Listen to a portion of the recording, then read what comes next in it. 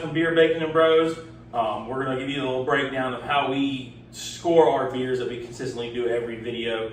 It's a scale of 0 to 10. As always, I'm Alex, Zadam, we got Chris, we got Keith over there. We give you each a score from each beer from our own point of view, and we kind of break it down where we go. But we do have a somewhat unified scale that we stick with, and I would say 10 obviously just being the perfect beer, like you are going to do whatever it takes to get that beer. We've yet to score a 10. No, we've never scored a 10. We've not scored a 10. That's not saying we can't do it in the future. 9s is where we would say you are going out of your way or trying to get the beer shipped to you. Yeah, I would say it's something like if it's possible for you, you would order it.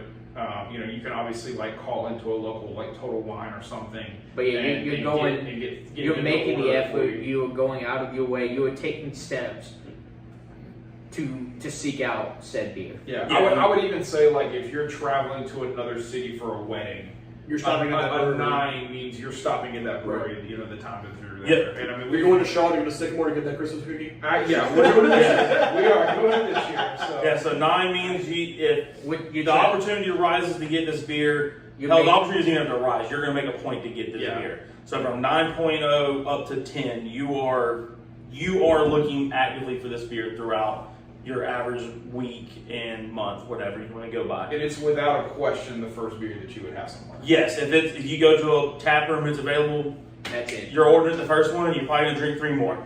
No. We've maybe scored 15 beers in the 9s.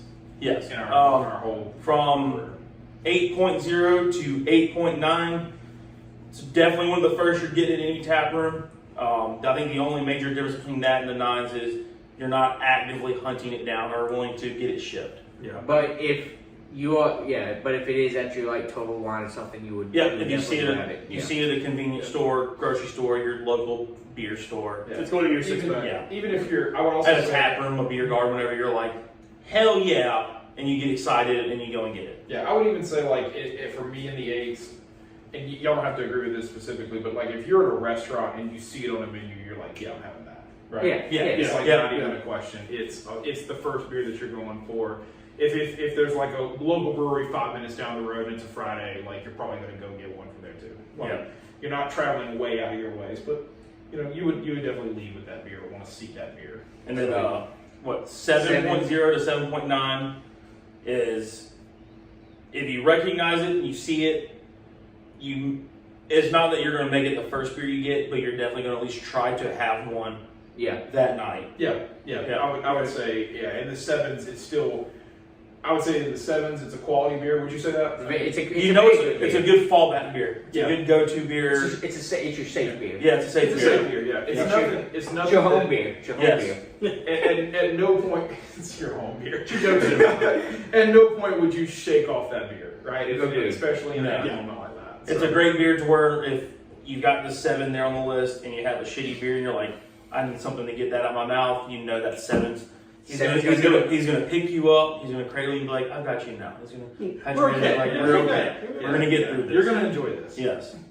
6.0 to 6.9.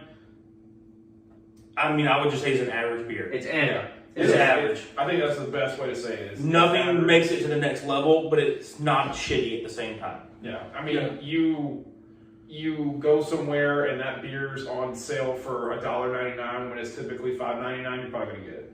Like you're like, oh, that's a good little hell of a sale. It's even like but also what marketing person you are, but I mean we'll hire you. It's a 100 like in the 6s. I think is 100%. If someone handed you this beer, you drink it without question. Agreed. Yes. It almost makes you want to come back just to say, was it really that bad the first time, or did I just not get a great one, right? Yeah. Don't drink something too heavy and then went to this and yeah. Did you mess with flavor vlog? But 6 from 6.0 to 6.9, just great, just middle of the road average beer. It'll get the job done, kind of thing. 5.0 to 5.9 is a little bit of a different story. It's a beer. It's not your favorite. Other people may enjoy it. You don't like it. And it's not one of those things where you're just like, that's utterly gross. It just doesn't fit your flavor profile. If I got a question for y'all for this one, if it was the last beer in the cooler, would you drink something that's between 5 and 5.9? Yes, I would. I think I was starting to answer this question before. If it's in the cooler, yeah, we're gonna go. If it's no, it's gotta be the last. Well, the last. That's what I'm saying. It's the last. It's the last one. You open the cooler, you see it's there, and you're just kind of like, oh, I'm this far.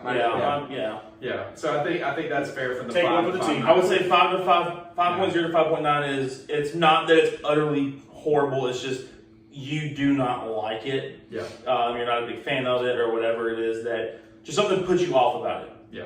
And then 4.9 and lower is 4.9 to lower is just, Mad. you're avoiding it, you're not going to do it.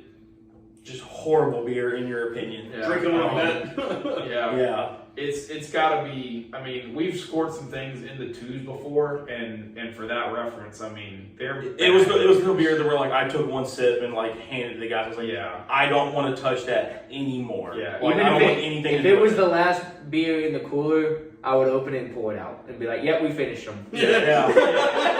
I don't even know if I would pour it out. I would throw it in the trash can full just to save the earth from having to absorb that beer. Fair enough. If it's in the 1s and the 2s. Yeah. But from 4.9 below, it's obviously just something you're not going to enjoy. And at that point, it's just a judgment call where we want to put it between 0 and 4.9. It's just, how bad do we think that beer is? And at 4.9 and below, we would never recommend that beer for you. Yes. Let's be clear about that as well. So if you see us score something in the 4, 9s, and belows, Don't drink that waste beer. your money. Yes. Yeah. And you'll see sometimes, I know like we've had some beers where they were spicy a little bit, and I kind of enjoyed it, but in the 7s, maybe 8s, and then Adam just doesn't like spicy beers. It'd be like 5 to 6. Like, you're going to see some variation, but you're never going to see one of us be like, that's a 2, and then all of us be like, that's an 8. Yeah, it's not going to happen. That's an 8.5. And then, all these are basically, they're based off of our flavor profiles, our palates and stuff like that. Just wanted to give you a breakdown of how we're doing this, where we're coming from when we say our scores throughout these videos. But don't be afraid to go and try what we have. I mean, you never know, you might like the Jorge Costanza. There's no chance. Yeah. No, there's no chance. But just want to give you guys a little breakdown. Do you guys have anything you want to clarify on your scoring range that you particularly go for? Yeah. I'm good. Yeah. I think that was a pretty good breakdown. If you got questions, hit us in the comments. If you're not already, make sure you subscribe and like and share, and let us know what you like.